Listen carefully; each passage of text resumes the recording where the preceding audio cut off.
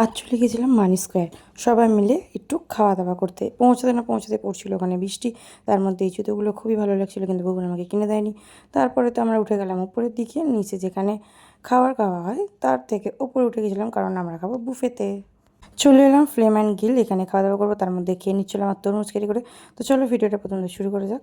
নমস্কার, আমি টিনা। আজ আমি একটু ঘুমাচ্ছিলাম দুপুরবেলা, ওরা করছিল অ্যাকোরিয়ামে জল পরিষ্কার, তো আমি একটু ঘুমিয়ে নিই।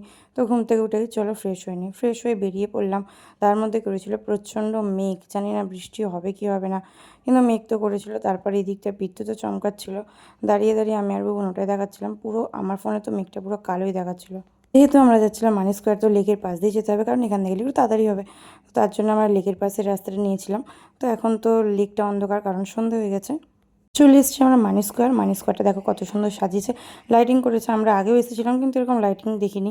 যাই হোক, আমরা নিয়ে এসেছিলাম বাইক, তো বাইকটা পার্কিং করতে হবে। তো আমরা পার্কিংয়ের রাস্তা থেকেই ঢুকে গেছিলাম। গাড়িটার পার্কিং আমাদের করা হয়ে গেছে। এটা হলো তার কাগজ। আমরা দাঁড়িয়ে গেছিলাম, কারণ আমাদের যে কজন ছিল আরও আসছিলো, তো তারা এখন আসেনি। তো দাঁড়িয়ে থাকতে দেখতে দেখি এখানে বৃষ্টি চালু হয়ে গেছে। তার মধ্যে আমরা এটাই ভাবছিলাম যে মেঘ করেছিল, বৃষ্টিটা না চালু হয়ে যায়। কী আর বলবো, দাঁড়িয়েছিলাম, এখনও পর্যন্ত আসছিল না।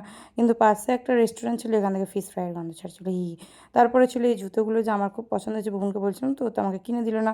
তারপরে আমি রাগমাগ করে আগেই চলে এসেছিলাম একা একা।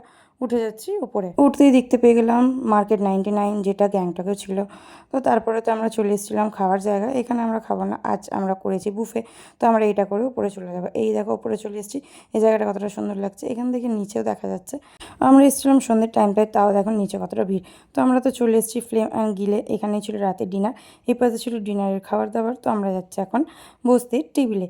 দেখো আমাদের টেবিলটা কতটা সুন্দর সাজানো। এখানে যেহেতু আমরা 5 জন ছিলাম, তো এখানে আমরা বসছিলাম। দেখো এই জায়গাটা কতটা সুন্দর। এই কাজগুলো আমার খুবই ভালো লেগেছে, যেহেতু এগুলো মানে এমনি সাজানোর জন্য। তো এখানে প্লেটিংটা করে দিচ্ছে। এখানে দেখো ভাই আর এখানে সোমনাথ, দুজন মিলে কিছু একটা গসিপ করছে বসে বসে।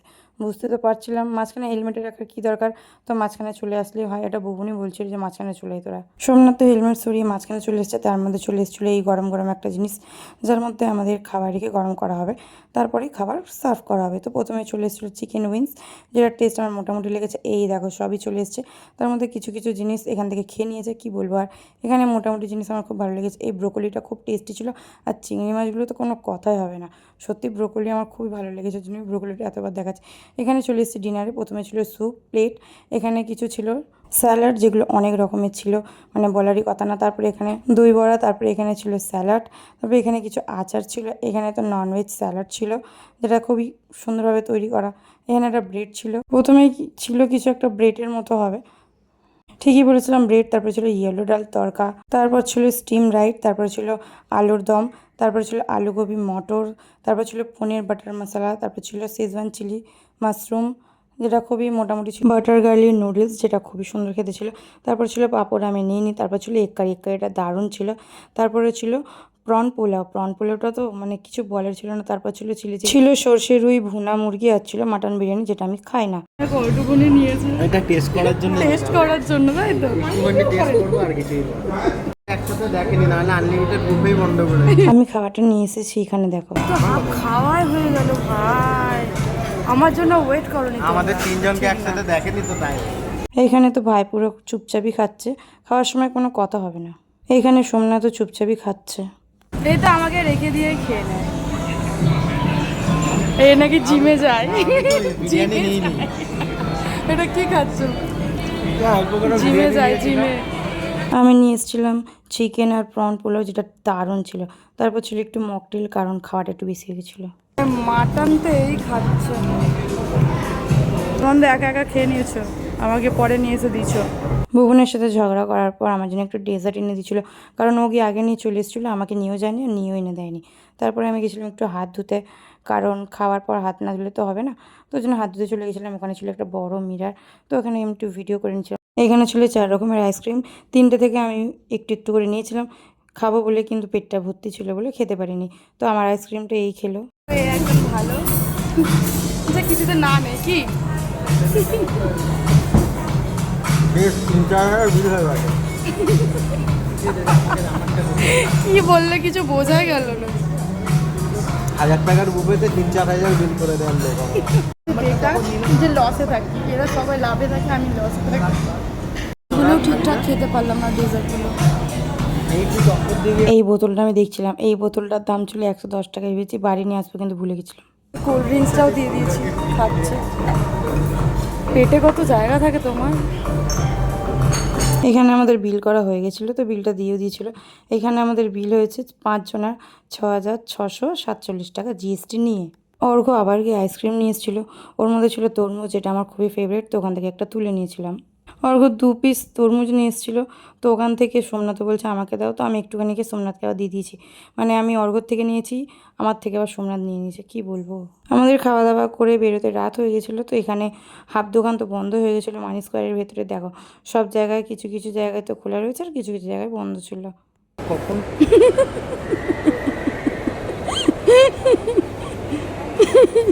বলো কি বলছিলে? পেটে জায়গা নেই, পপকর্ন খাচ্ছে।